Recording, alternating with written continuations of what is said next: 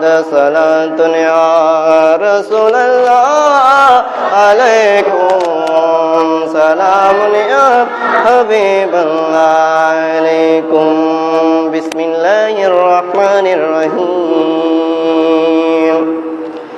قل لا أسألكم عليه أجرا إلا المودة في القربى صدق الله المولانا العظيم وصدق رسوله النبي الحبيب الكريم ونحن على ذلك من الشاهدين والشاكرين رب صل وسلم وبارك عليه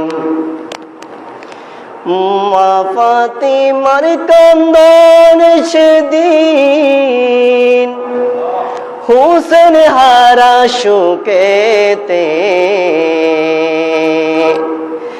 মা ফাতিমার কান্দন সেদিন হুসেন হারা শোকেতে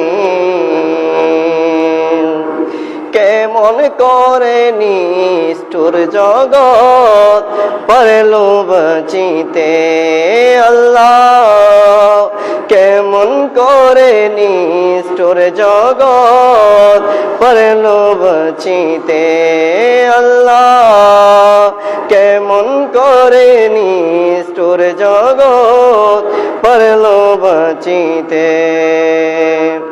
মা ফাতিমার কান্দন সেদিন হুসেন হারা শোকেতে কেমন করে নিষ্ঠুর জগৎ পারলো বাঁচিতে আল্লাহ কেমন করে নিষ্ঠুর জগৎ পারলো বাঁচিতে কারবালার উপরে আকাশ কেমনে রইল বসিয়া কারবালার উপরে আকাশ কেমনে রইল বসিয়া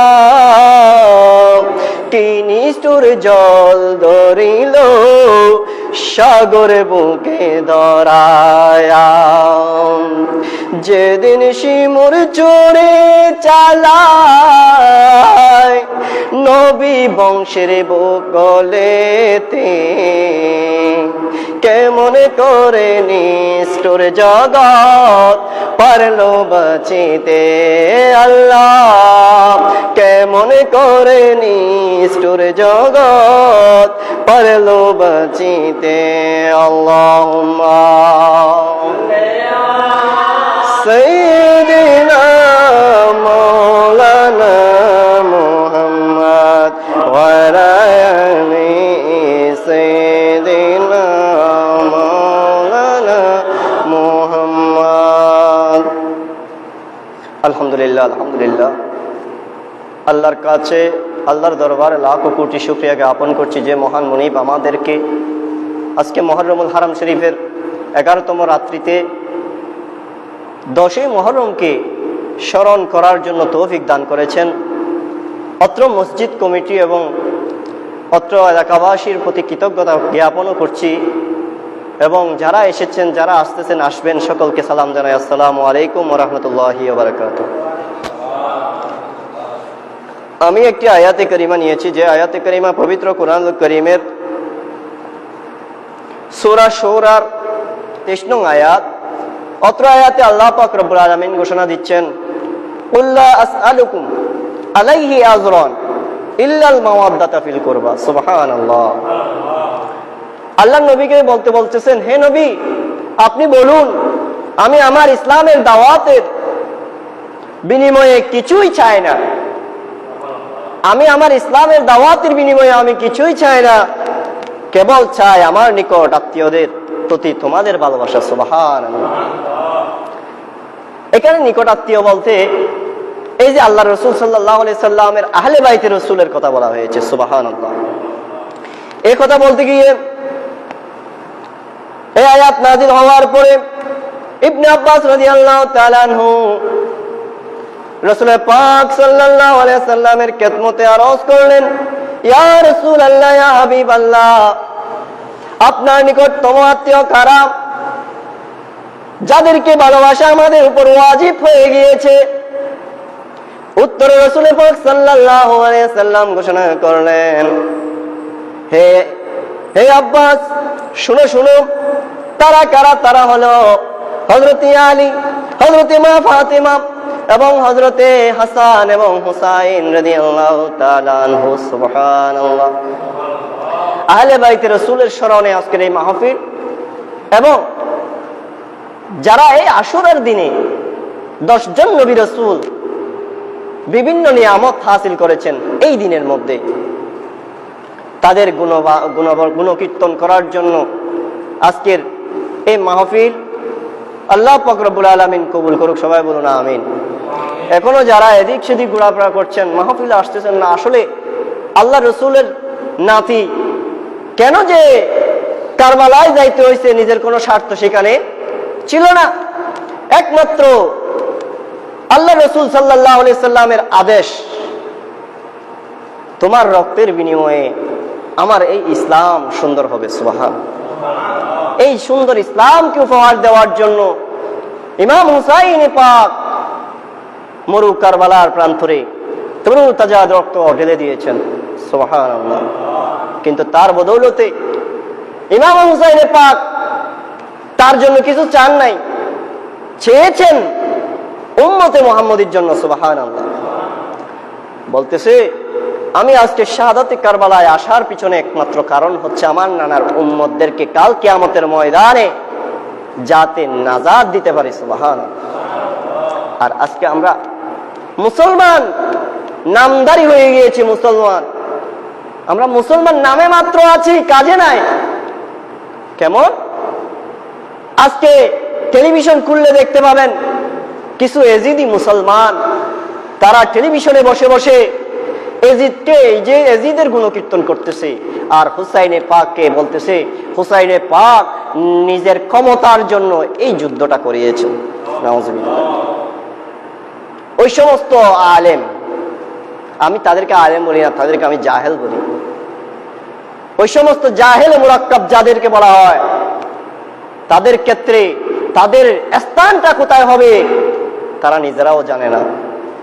যার অন্তরের মধ্যে, এখানে বলা হয়েছে হাদিস শরীফের মধ্যে, বুখারী এবং মুসলিম শরীফে হযরতে আনাস রাদিয়াল্লাহু তাআলা আনহু বর্ণনা করেন, রাসূল পাক সাল্লাল্লাহু আলাইহি সাল্লাম ইরশাদ করেছেন, ক্বালা নবী সাল্লাল্লাহু আলাইহি সাল্লাম, লা ইউমিনু আহাদুকুম হাত্তা আকুনা আহাব্বা ইলাইহি মিন ওয়ালিদিহি ওয়া ওয়ালাদিহি ওয়ান নাসি আজমাইন।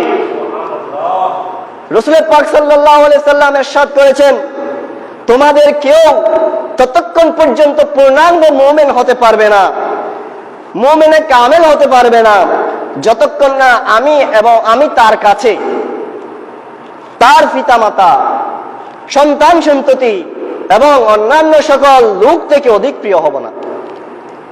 চিন্তা করে দেখেন, আল্লাহ রাসূল সাল্লাল্লাহু আলাইহি সাল্লাম কি ঘোষণা দিয়েছেন, আর আমরা কোন জায়গায় আছি, আমরা কি করতেছি। আমাদের কাজের মধ্যে, আমাদের ঈমানের মধ্যে দুর্বলতা রয়েছে, আমাদের কাজ আমরা সঠিকভাবে আদায় করছি না। এই নামাজ, যে নামাজ আমরা এখন পড়তেছি না, এই নামাজের জন্য ইমাম হুসাইন পাক রাদিয়াল্লাহু তাআলা আনহু সময় চেয়েছেন। সে কঠিন মুহূর্ত পর্যন্ত নামাজের জন্য সময় চেয়েছেন। আমরা কি তাদের থেকে বেশি কঠিন মুহূর্তের মধ্যে আছি? আমরা কি তাদের থেকে বেশি কঠিন অবস্থায় আছি? তা নয়, কিন্তু আমাদেরকে আমাদের সময় অভিশাপ দিচ্ছে। সময় আমাদেরকে দিয়েছে, হায়াত আল্লাহ আমাদেরকে দিয়েছে কি জন্য? ইবাদত করার জন্য। আমরা সেই ইবাদত থেকে দূরে সরে গিয়েছি। আল্লাহুম্মা সাল্লি সাইয়্যিদিনা মাওলানা মুহাম্মদ ওয়া আলা আলি সাইয়্যিদিনা মাওলানা মুহাম্মদ। অন্যত্র হাদিস শরীফে হযরত আলী রাদিয়াল্লাহু তাআলা আনহু বলেন, রাসূল পাক সাল্লাল্লাহু আলাইহি সাল্লাম হযরত হাসান এবং হুসাইনের হাত ধরে ইরশাদ করেন, মান আহাব্বানি ওয়া আহাব্বা হাযাইনি ওয়া আবাহুমা ওয়া উম্মাহুমা কানা মাই ফিল দারাজাতিল ইয়াউমাল কিয়ামা।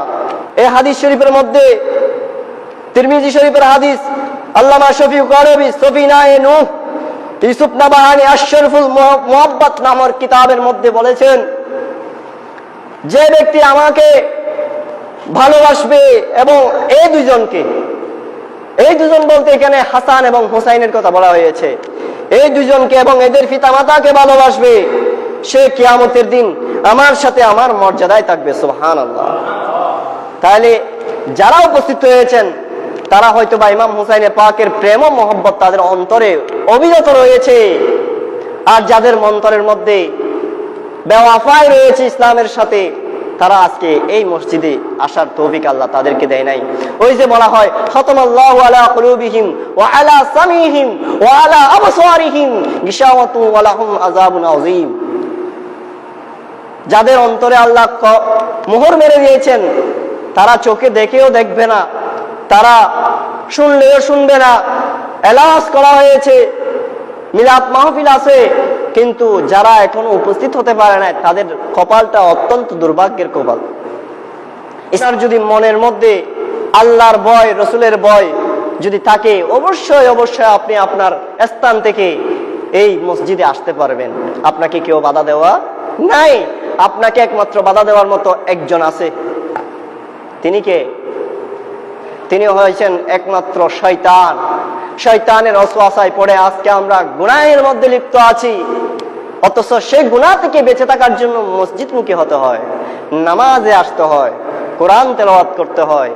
আজকে এগুলোর জন্য ইমাম হুসাইনে পাক শাহাদাত বরণ করেছেন, অথচ আমরা সেখান থেকে অনেক দূরে রয়েছে। আসুন এবার হযরত আবু হুরায়রা রাদিয়াল্লাহু তাআলা আনহু থেকে বর্ণিত, রাসূল পাক সাল্লাল্লাহু আলাইহি সাল্লাম ইরশাদ করেছেন, মান আহাব্বাল হাসান ওয়াল হুসাইন ফাকাদ আহাব্বানি ওয়া মান আবগাদাহুমা ফাকাদ আবগাদানি। যে হযরত হাসান এবং হুসাইনকে ভালোবাসবে, সে মূলত আমাকে ভালোবাসবে, আর যে তাদের সাথে শত্রুতা পোষণ করবে, সে মূলত আমার সাথে শত্রুতা পোষণ করে। দেখেন কত বড় কথা বলেছেন আল্লাহ রসুল। আল্লাহ রসুলের সাথে দুশমনির মতো হয়ে যাচ্ছে। তাইলে আমাদেরকে ওয়াজিব বলেছেন, আমাদের উপর ওয়াজিব হাসান এবং হুসাইনকে ভালোবাসা। আর হাসান এবং হুসাইন যেদিন দুনিয়ার বুকে এসেছেন, হাসান এবং হুসাইন যেদিন দুনিয়ার বুকে এসেছেন, তখন থেকে তাদের যেভাবে ইন্তেকাল হবে, শাহাদাত বরণ করতে হবে, একজনকে বিষ প্রয়োগের মাধ্যমে হত্যা করা হবে, আরেকজনকে কারবালার মরু প্রান্তরে শাহাদাত বরণ করতে হবে, সেটা আল্লাহ রাসূল সাল্লাল্লাহু আলাইহি সাল্লাম দুনিয়াতে আসার সাথে সাথে বলে দিয়েছেন। সুবহানাল্লাহ। কারবালার করুণ কাহিনী কেমনে ভোলা যায়, কারবালার করুণ কাহিনী কেমনে ভোলা যায়। নবীর আওলাদ শহীদ করলেন নিষ্ঠুরে জিদিরায়, কারবালার করুণ কাহিনী কেমনে ভোলা যায়, কারবালার করুণ কাহিনী কেমনে ভোলা যায়। দয়াল নবী যে গলেতে চুমু দিতেন দিনে রাতে, চুমু দিতেন দিনে রাতে। দয়াল নবী যে গলেতে চুমু দিতেন দিনে রাতে, সেই গলেতে বিষের চুরি, সেই গলেতে বিষের চুরি সীমারে চালায়। কারবালার করুণ কাহিনী কেমনে ভোলা যায়, কারবালার করুণ কাহিনী কেমনে ভোলা যায়। আল্লাহুম্মা সাল্লি সাইয়্যিদিনা মাওলানা মুহাম্মদ ওয়া আলা আলি সাইয়্যিদিনা মাওলানা মুহাম্মদ। আরেকটি হাদিস শরীফের মধ্যে যে আয়াতে কারিমা আমি তেলাওয়াত করেছি, এই আয়াতের নিরিখে ইমাম ফখরুদ্দিন রাজি রহমতুল্লাহ আলাইহি তার তাফসিরে কাশাফ নামক কিতাবের মধ্যে কুল্লা আসআলুকুম আলাইহি আজরান, ইল্লাল মাওয়াদ্দাতা ফিল কুরবা। এই আয়াতের তাফসীর করতে গিয়ে একটি লম্বা হাদিস তিনি বর্ণনা করেছেন, যে হাদিসে কারিমার মধ্যে আল্লাহর রাসূল সাল্লাল্লাহু আলাইহি ওয়াসাল্লামের ব্যাপারে বলছে, আহলে বাইতে রাসূলের ব্যাপারে বলছে, যে ব্যক্তি আহলে রাসূল সাল্লাল্লাহু আলাইহি ওয়াসাল্লামের ভালোবাসা নিয়ে ইন্তেকাল করবে, সে শহীদ অবস্থায় ইন্তেকাল গ্রহণ করবে। সুবহানাল্লাহ। সাবধান, যে আহলে বাইতে রাসূলের ভালোবাসা নিয়ে মৃত্যুবরণ করবে, তার গুনাহ ক্ষমা করে দেওয়া হবে। সুবহানাল্লাহ। সাবধান, যে আহলে রাসূল সাল্লাল্লাহু আলাইহি সাল্লামের ভালোবাসা নিয়ে মৃত্যুবরণ করবে, সে তওবাকারী হিসেবে মৃত্যুবরণ করবে। সুবহানাল্লাহ। আর যে ব্যক্তি যে আহলে বাইতে রাসূলের ভালোবাসা নিয়ে মৃত্যুবরণ করবে, সে পরিপূর্ণ মুমিন হয়ে মৃত্যুবরণ করবে। সুবহানাল্লাহ। এভাবে অনেক কথা বলা হয়েছে, যে আহলে রাসূল সাল্লাল্লাহু আলাইহি সাল্লামের ভালোবাসা নিয়ে মৃত্যুবরণ করবে, তাকে আজরাইল আলাইহিস সালাতু ওয়াস সালাম এবং মুনকার নাকির ফেরেশতা জান্নাতের সুসংবাদ দিয়ে দিবেন। সুবহানাল্লাহ। সাবধান, যে আহলে বাইতে রাসূলের ভালোবাসা নিয়ে মৃত্যুবরণ করবে, তাকে এমন ভাবে জান্নাতের দিকে নিয়ে যাওয়া হবে যেভাবে দুলহাকে দুলহানের ঘরে নিয়ে যাওয়া হয়। সুবহানাল্লাহ।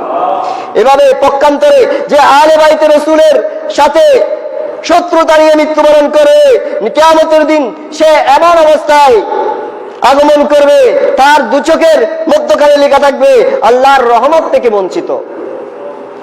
সাবধান, যে আহলে রাসূলের শত্রুতা নিয়ে মৃত্যুবরণ করে, সে কাফের অবস্থায় মৃত্যুবরণ করে। এখন চিন্তা করে দেখেন, যারা আহলে বাইতে রাসূলের বিরোধিতা করছে, আবার অনেকেই দেখা যায় আহলে বাইতে রাসূলের প্রেম মোহব্বত দেখাতে গিয়ে, অতিভক্তি দেখাতে গিয়ে অন্যান্য সাহাবায়ে কেরামকে গালিগালাজ করে, তাদেরকে আল্লাহ রেহাই দিবে না। তাইলে বোঝা যাচ্ছে, যেখানে বলা হয়েছে আসহাবিকান নুজুম, কোরআনে পাকের ঘোষণা, সাহাবায়ে কেরাম হচ্ছে আকাশের আসমানের তারকা সমতুল্য। সেই তারকা সমতুল্য সাহাবায়ে কেরামকে দের ব্যাপারে যারা বিদ্রূপ মনোভাব করে, হযরতে আমির মুআবিয়ার ব্যাপারে যারা বিদ্রূপ মতভেদ করে, তাদের ব্যাপারে কি রয়েছে একমাত্র আল্লাহ তাআলা জানেন। আহলে বাইতে রাসূলকে মহব্বত করতে হবে, সাহাবায়ে কেরামদেরকেও মহব্বত করতে হবে, রাসূলের পাকের প্রতিও মহব্বত রাখতে হবে। এভাবে একজন পূর্ণাঙ্গ ঈমানদার হতে হবে। সুবহানাল্লাহ। সাবধান, যে আহলে রাসূলের প্রতি শত্রুতা পোষণ অবস্থায় মৃত্যুবরণ করে, শেষ জান্নাতের সুগন্ধিও পাবে না। তাইলে এমন ব্যক্তি যারা রয়েছে, যারা আহলে বাইতে রাসূলের দুশমনী করে, আহলে বাইতে রাসূলের সাথে, এমন ব্যক্তি থেকে দূরে থাকতে হবে। যারা ইমাম হুসাইনে পাককে বলে ক্ষমতার লোভে শাহাদাত বরণ করেছে, তাদের সাথে আমাদের কোনো সম্পর্ক থাকতে পারে না, তাদের সাথে আমাদের কোনো সম্পর্ক রাখা সম্ভব না। কারণ যাদের কারণে আমাদের ঈমানের হত্যা হবে, আমরা তাদের সাথে সম্পর্ক রাখতে রাজি না। আল্লাহ পাক রব্বুল আলামিন আমাদেরকে সকলকে বোঝার তৌফিক দান করুক। সবাই বলুন আমিন। আল্লাহুম্মা সাল্লি মাওলানা মুহাম্মাদ ওয়া আলা আলি সাইয়্যিদিনা মাওলানা মুহাম্মাদ। কারবালাতে হুসাইন শহীদ নবীজি জাহার নানা, এজিদেরই প্রশংসা করলে ঈমান তো থাকতে পারে না। আল্লাহুম্মা সাইয়্যিদিনা মাওলানা মুহাম্মদ ওয়া আলা আলি সাইয়্যিদিনা মাওলানা মুহাম্মদ। আজ পর্যন্ত কি কখনো দেখেছেন এজিদের নামে কোনো মাদ্রাসা করতে, এজিদের নামে কোনো মসজিদ করতে, এজিদের নামে কোনো কিছু করতে দেখেছেন? কিন্তু হুসাইনে পাকের নামে মাদ্রাসা রয়েছে, মসজিদ রয়েছে, এতিমখানা রয়েছে, ইত্যাদি ইত্যাদি। জুমার খুতবার মধ্যে ইমাম হুসাইনে পাকের নাম নেওয়া হয়। সুবহানাল্লাহ। কিন্তু এজিদের কোনো নাম গন্ধ পর্যন্ত কোনো কিছুতে পাওয়া যায় না। তাইলে যে সমস্ত মুরুক্করা বলে এজিদকে রহমতুল্লাহ আলাই, তারা কোন ধরনের তারা জ্ঞানী ব্যক্তি? তাদের মাথায় একমাত্র গোবর ছাড়া আর কিছুই নয়। তারা একমাত্র গোবরওয়ালা মুসলমান। তাদের মাথায় একমাত্র শয়তানি ওয়াসওয়াসা সবসময় তাদেরকে ওয়াসওয়াসা দেয়। আল্লাহ পাক রব্বুল আলামিন তাদের থেকে আমাদেরকে ধরে রাখুক, সবাই বলুন আমিন। আর হযরতে আবু সাঈদ খুদরি রাদিয়াল্লাহু তাআলা আনহুর হাদিস শরীফের মধ্যে ঘোষণা দিচ্ছেন, রাসূল পাক সাল্লাল্লাহু আলাইহি সাল্লাম ইরশাদ করেছেন, আল হাসান ওয়াল হুসাইন সাইয়্যিদু শাবাবি আহলিল জান্নাহ। এখানে বলা হয়েছে হযরতে হাসান এবং হুসাইন রাদিয়াল্লাহু তাআলা আনহু হলেন জান্নাতের যুবকদের সরদার। সুবহানাল্লাহ। তাইলে এই হাদিস শরীফ গুলোকে অবিশ্বাস করার মতো, এই হাদিস শরীফ যদি কেউ অবিশ্বাস করে তার ঈমান সাথে সাথে ক্যান্সেল হয়ে যাবে, কারণ এটা হাদিসে পাক হচ্ছে রাসূলের পাকের ঘোষণা। সবাই বলুন সুবহানাল্লাহ। সালাতুন ইয়া রাসূলুল্লাহ, সালামুন ইয়া হাবিবাল্লাহ, আলাইকুম ইয়া রাসূলুল্লাহ, উনজুর আলানা ইয়া হাবিবাল্লাহ, ইসমা কাওলানা, সালাতুন ইয়া আলাইকুম, সালামুন ইয়া হাবিবাল্লাহ, আলাইকুম। ঈদের দিনে নতুন পোশাক পরল সকলে, হাসান হোসেন কান্দে নানা পোশাক দাও বলে, দয়াল নবী করলো দোয়া ও রাব্বানা, জান্নাত হতে কুদরতেরি পোশাক পাঠাও না। লাল সবুজের সেই পোশাকে কারবালার শান, ইমাম হোসেন শহীদ হলো কারবালা ময়দান, ইমাম হোসেন শহীদ হলেন কারবালা ময়দান। মা ফাতেমার নয়ন মনি হযরত আলীর জান, মা ফাতেমার নয়ন মনি হযরত আলীর জান, ইমাম হোসেন শহীদ হলো কারবালা ময়দান, ইমাম হোসেন শহীদ হলো কারবালা ময়দান। আল্লাহুম্মা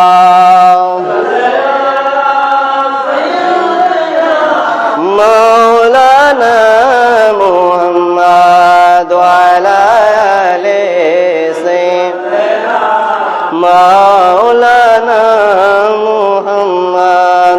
এখন আসি ইমাম হুসাইন পাকের জন্ম এবং শাহাদাত নিয়ে।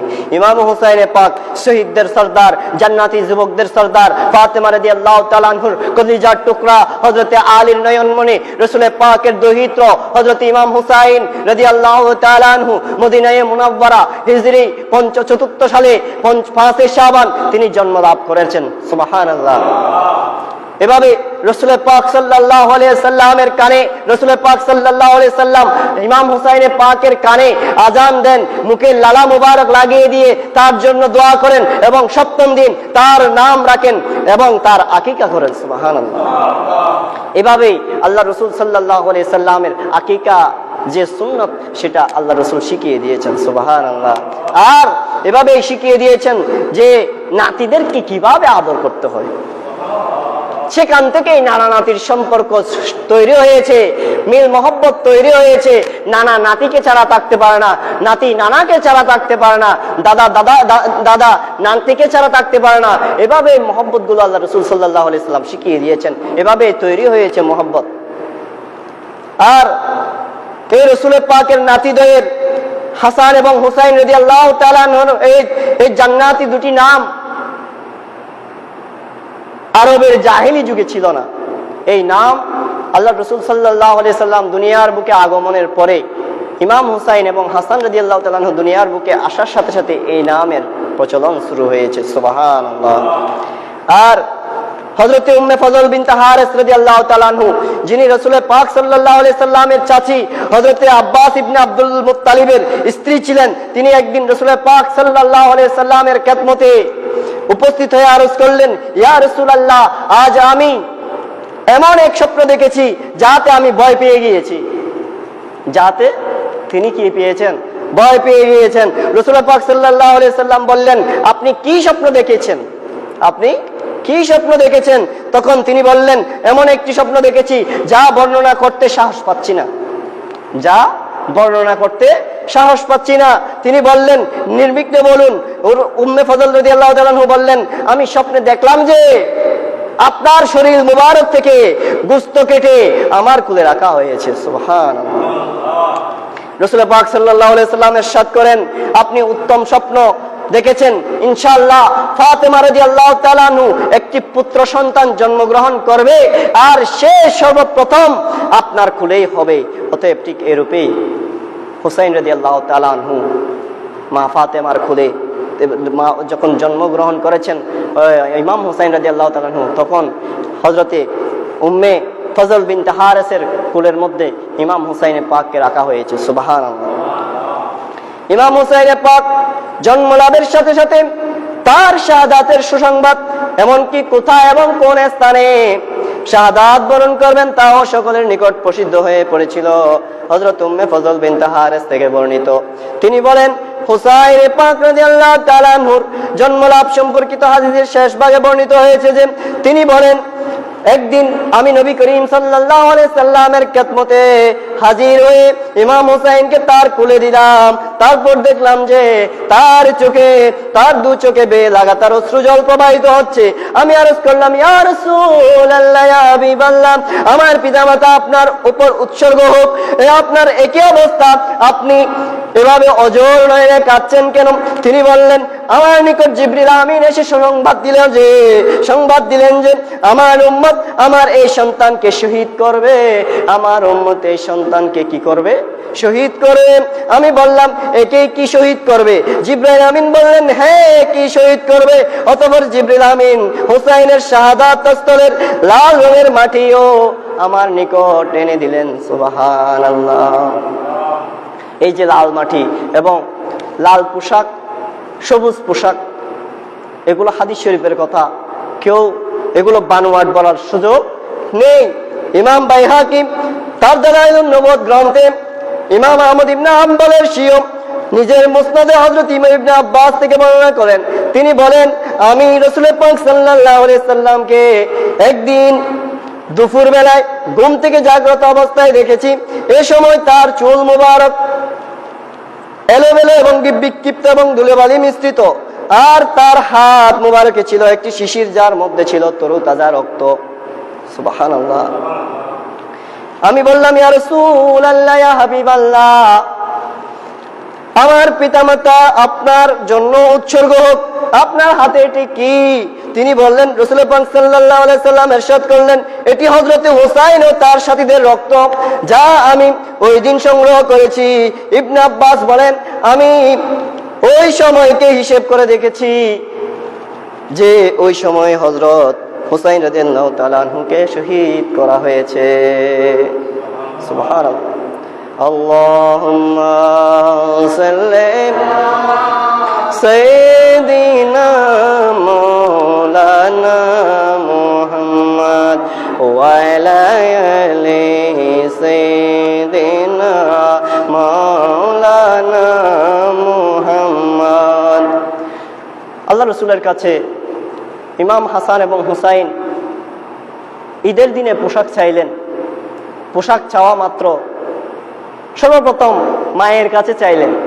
মা কান্না করতে লাগলো। বাবার কাছে গেল, বাবা কান্না করতে লাগলো। এমনি ভাবে শেষ পর্যন্ত নানার কাছে গেল, নানাও কান্না করতে লাগলো। তখন হুসাইন জিজ্ঞাসা করলে, ও নানা, তুমি কান্না করছো কেন? তখন হযরত রাসূল পাক সাল্লাল্লাহু আলাইহি সাল্লাম বললেন, ও হুসাইন, আমি যা দেখছি তুমি তা দেখছো না।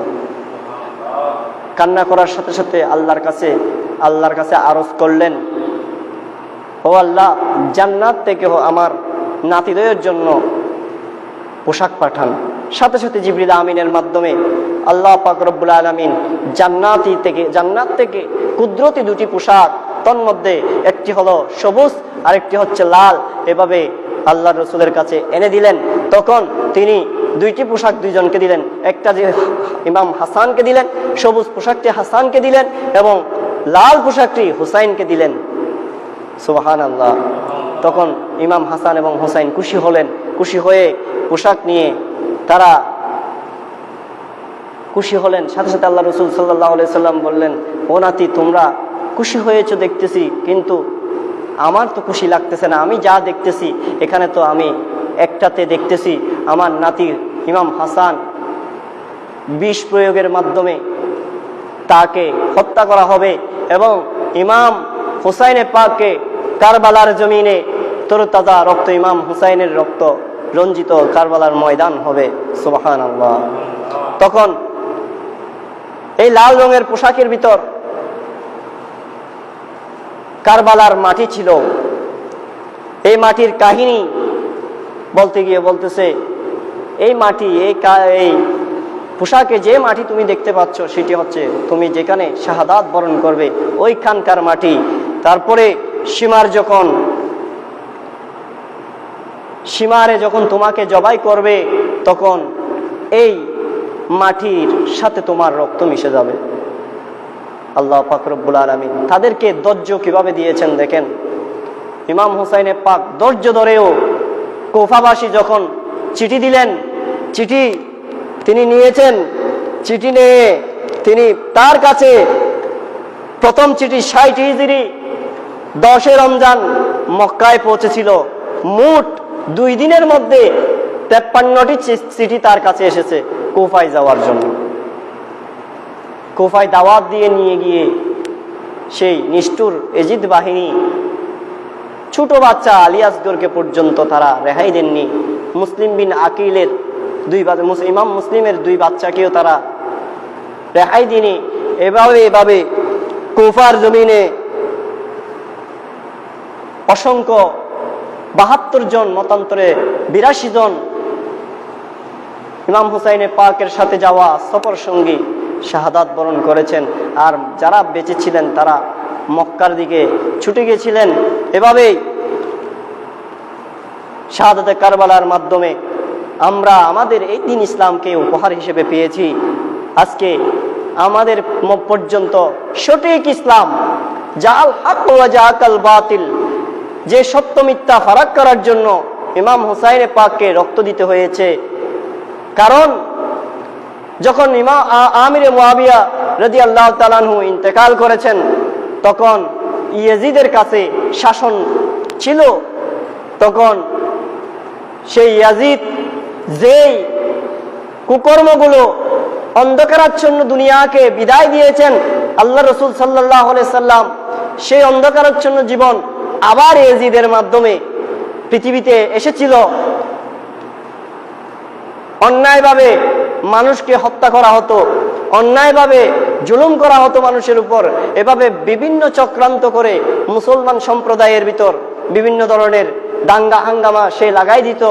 এই ধরনের কাজ থেকে রক্ষা করার জন্য ইমাম হুসাইন রাদিয়াল্লাহু তাআলা আনহু কারবালার জমিনে যাইতে হয়েছে। সেখানে গিয়ে রক্তের বদৌলতে এই ইসলাম জিন্দা করেছেন, সত্য ইসলামকে উপহার দিয়েছেন, আমাদের জন্য সত্য ইসলাম উপহার দিয়েছেন।